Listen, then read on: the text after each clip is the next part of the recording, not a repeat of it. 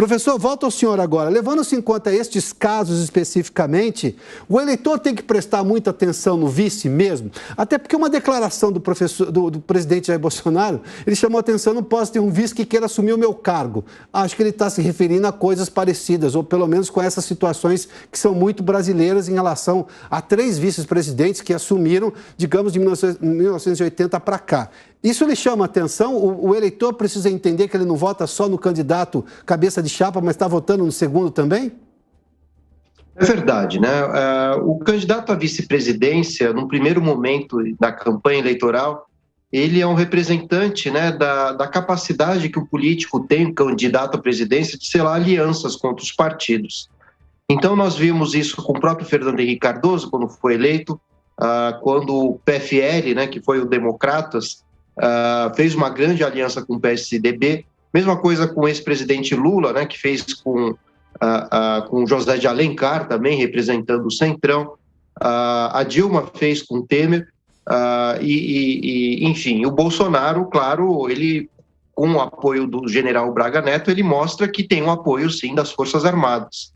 E o Lula, por sua vez, né, indica que tem um apoio de uma centro-direita, uma parte dela, pelo menos, né? Então, todos esses vices, eles vão mostrando que tem um papel importante, né, na política de alianças. E, no segundo momento, os vices são importantes depois de eleito presidente, porque ele passa a ser um instrumento de pressão, caso o governo não cumpra, né, com certas promessas ou mesmo políticas que estejam de acordo com que os partidos que o apoiaram, ainda mais do vice-presidente.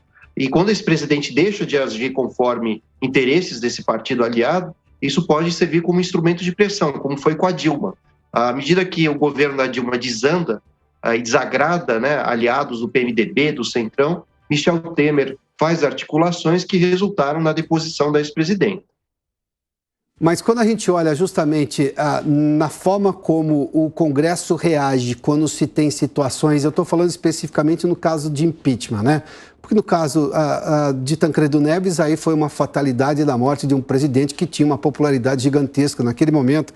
A gente tá vivendo naqueles anos 80 uma reinvenção do Brasil, depois, obviamente, de tudo que tinha acontecido, sobretudo durante a ditadura militar. Mas nesse caso especificamente dos vices, eu me lembro de uma frase recente de um analista internacional sobre o Brasil, que falou: olha, o vice sempre participa de tudo, por exemplo, dentro da Casa Branca, porque, obviamente, ele vai assumir tudo, ele precisa saber o que está acontecendo, que não seria uma prática, por exemplo, aqui no Brasil. Há uma diferença entre como nós entendemos um vice-presidente da República, dele estar lá só no momento em que realmente precisar, mas ele não precisa participar das decisões, ou seja, o presidente não precisa nem do auxílio dele. Isso faz sentido, professor? Faz sentido, né? Primeiro porque nos Estados Unidos o vice-presidente, ele é o presidente do Senado ao mesmo tempo, né? Então ele precisa ser uma voz próxima do presidente, articuladora também junto aos demais senadores. No Brasil isso não acontece, né? A gente não pode esquecer que Michel Temer, antes do impeachment da Dilma, lança uma carta, né, contra a presidenta, dizendo que, na visão dele, a presidenta, a Dilma, o via apenas como uma figura decorativa.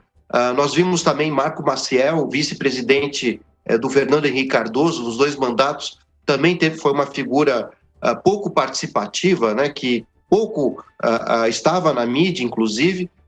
Temer, no primeiro mandato de Dilma, também, né, foi uma figura um tanto silenciosa, trabalhou mais nos bastidores. Então, tudo isso vai revelando que no Brasil, o vice-presidente ele não tem tanto poder de mando ou até mesmo de negociação. O próprio presidente Bolsonaro acabou se distanciando, né, do vice-presidente Mourão ao longo desses 4 anos. Professor, muito obrigado pela análise aqui do Prós e Contras. Boa tarde ao senhor.